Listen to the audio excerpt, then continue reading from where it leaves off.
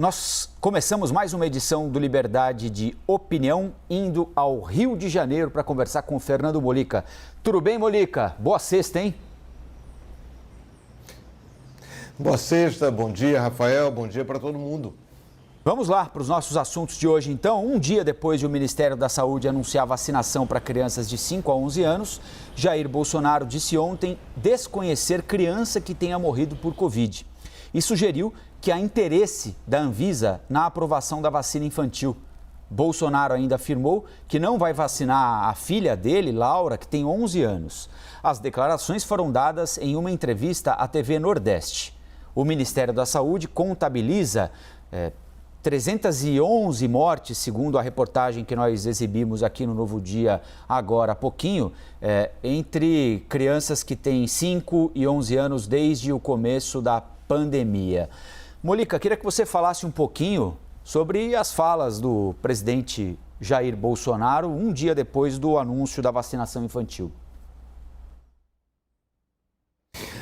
Outro dia eu até comentei na CNN Rádio que o mandato de Jair Bolsonaro, ele obriga a uma reinvenção da palavra inacreditável, né? Porque são coisas absolutamente inacreditáveis.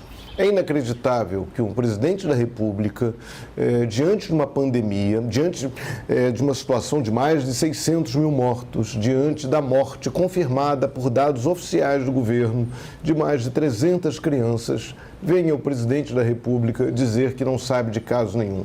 Aí faz aquela coisa meio de auditório, né, de animador de auditório. Alguém aí já conhece alguma criança que tenha morrido?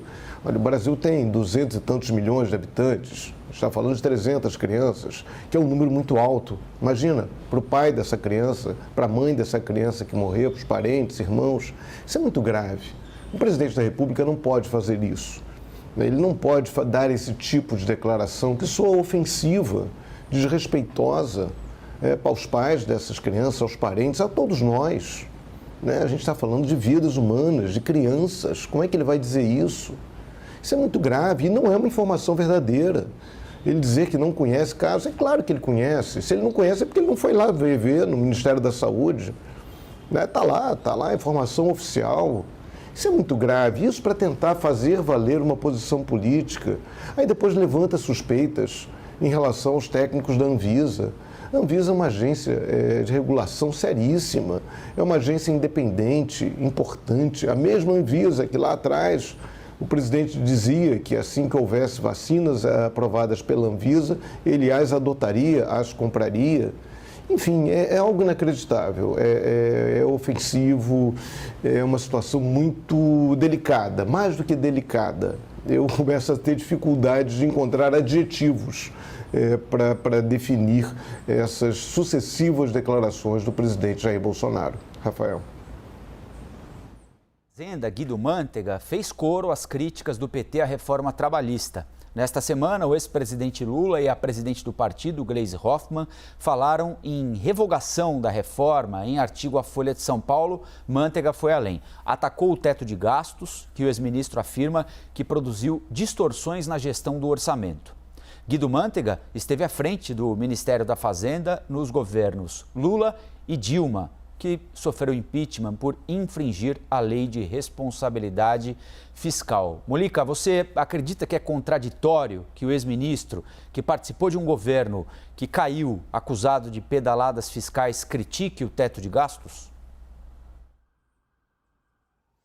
Olha, essa questão da pedalada, que acabou servindo de pretexto para o impeachment da presidente Dilma Rousseff, que não foi por isso que ela caiu por falta de apoio político, caiu pelas acusações de corrupção que atingiam o PT, foi por causa do desemprego, por falta de habilidade política, pode-se dizer, complô de outros agentes políticos, mas enfim, a pedalada foi o pretexto. E ela não foi a primeira a pedalar. Se a gente vai pegar aí nos governos presidentes da República, governadores estaduais, dá para fazer uma competição ciclística. Talvez a Dilma tenha exagerado, os advogados dela negavam. O que seria essa pedalada? É você retardar, usar dinheiro de instituições financeiras públicas para cobrir buracos no seu orçamento. Na prática, para você disfarçar um buraco, disfarçar a crise. Aí sim, a questão maior do governo Dilma Rousseff, e aí o ministro Manteiga fez parte, ele fez parte do governo do presidente Lula, do então presidente Lula, e depois, até o fim de 2014, do governo Dilma Rousseff, foi um momento de esconder a crise. Foi um momento, havia eleição em 2014, né, o segundo mandato, ela acabou sendo eleita naquela disputa dura com o Aécio Neves, e aí o governo tentou tapar o buraco. Tapar os buracos nas contas públicas para que isso não repercutisse de uma maneira ruim junto ao eleitorado. Essa é uma questão. Ele sabe o que ele fez, o governo sabe o que fez. Agora, isso é uma decisão política. Né? A discussão agora em torno desse artigo do Guido Mantega, né, publicado na Folha de São Paulo, é uma discussão mais interessante, porque é uma discussão normal da democracia, que é o de pontos de vista diferentes. Há os que defendem, como os petistas, a maior participação do Estado na economia, o Estado como um indutor ao desenvolvimento, investimentos públicos e também privados, mas induzidos pelo Estado, como é o caso do BNDES, por exemplo. Isso aí também já foi feita muita besteira com isso, aquele dinheirão que foi dado lá na JBS para matar boi, né? Isso, um negócio esquisito. E a visão mais privatista, né, a visão mais liberal, uma visão que todo mundo... É engraçado no Brasil, né? Eu estou acostumado, em vários governos que a gente cobre, muita gente é liberal. Todo mundo é liberal na hora de dar entrevista, na hora de anunciar planos. Todo mundo não, todo mundo mais à direita, né? Um perfil mais conservador. Na hora H, esse liberalismo cai. É só ver o que está acontecendo agora no governo. Na hora das dificuldades, né, o governo foi eleito com um discurso liberal, Paulo Guedes e tal. Na hora que a situação aperta, claro, veio também a pandemia, mas na hora que a popularidade cai, não tem jeito, vai todo mundo lá no orçamento, vai pegando um naco para evitar a história da pedalada, se dá um jeito, pega a autorização do Congresso, muda-se, cria-se uma proposta de emenda à Constituição, dá um calote no precatório, enfim. Agora a discussão é a seguinte, é fundamental ter essa discussão. Qual o país que a gente quer? No viés econômico, a gente quer manter essa política fiscal, a política econômica, o teto de gastos, que já foi completamente desrespeitado, deve ser mantido ou não, deve haver maior participação do Estado na economia, a reforma trabalhista, que criou assim, uma série de questões delicadas, como trabalho intermitente, por exemplo, parcelamento de férias. Essa reforma merece ser discutida. É isso que tem que ser feito na eleição. Isso é democrático, é justo, e vai ter muita gente que vai gostar e muita gente que não vai gostar. Democracia é assim mesmo. Unanimidade é só na ditadura. Mônica, queria que você fizesse uma avaliação para a gente sobre a abordagem que o PT tem dado nesses últimos dias sobre a revogação da reforma trabalhista. Você estava dizendo para a gente, acho que é um debate legítimo a ser feito na campanha eleitoral. Assim, um ponto, por exemplo, a gente sabia, historicamente, muita roubalheira na história de sindicatos, né? Com o imposto sindical obrigatório, então estou citando sindicatos patronais quanto sindicatos de trabalhadores, havia muitos sindicatos falsos que descontavam compulsoriamente o dinheiro do trabalhador, sindicatos só de cartórios, que não funcionavam, e recebiam aquele dinheiro. Mas havia sindicatos também importantes, né? Sindicatos importantes na defesa dos trabalhadores. Aí, de uma hora para outra, acabou-se o imposto sindical, acabou-se essa fonte de financiamento. Aí, a mesma reforma trabalhista que introduziu, em alguns pontos, que o negociado valeria mais do que o legislado. Então, você enfraquece um dos lados da negociação, deixa os sindicatos sem dinheiro e diz que, a partir de agora, você vai negociar com o patrão. É complicado. Então, há pontos que têm que ser rediscutidos, que merecem uma rediscussão. Aquela história do trabalho intermitente, se é contratado para trabalhar 2 horas hoje, 3 horas amanhã, trabalha no fim de semana, não trabalha do outro lado. A divisão das férias em até 3 vezes. A reforma foi aprovada muito no afogadilho, ali logo depois do impeachment da Dilma, no curto governo Temer. Como qualquer assunto, merece ser discutido. Não quer dizer, vai revogar tudo. Há pontos importantes de modernização. Enfim, as relações de trabalho no Brasil precisam ser rediscutidas, até porque a maior parte da população brasileira que trabalha não tem carteira assinada. Então não adianta a gente ficar falando no ideal da carteira assinada, se na prática não é assim que ocorre, né? Discutir a questão de impostos sobre a folha de pagamento, discutir a reforma tributária, que no artigo Manteiga também fala nisso, né? Você ter uma reforma, ter impostos mais justos, que sejam progressivos, que os ricos paguem mais do que os pobres, e quando você concentra muito imposto sobre consumo, isso é diluído. Enfim, são pontos fundamentais. É para isso que tem que ter uma campanha eleitoral. Uma campanha eleitoral séria é para discutir essas coisas. O comandante do Exército, general Paulo Sérgio Nogueira de Oliveira, condicionou o retorno de militares ao trabalho presencial à vacinação contra a Covid, mas deixou em aberto a possibilidade de analisar casos de quem não tem a cobertura vacinal. Essa nova diretriz para prevenção e combate à pandemia também proíbe que militares compartilhem notícias falsas sobre a Covid em redes sociais. Molica, o Exército deve exigir que a tropa esteja vacinada contra a Covid?